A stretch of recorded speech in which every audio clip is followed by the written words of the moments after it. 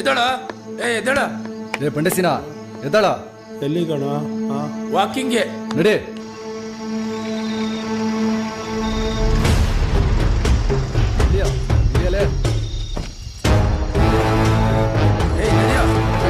ನಡೆಯಲೇ.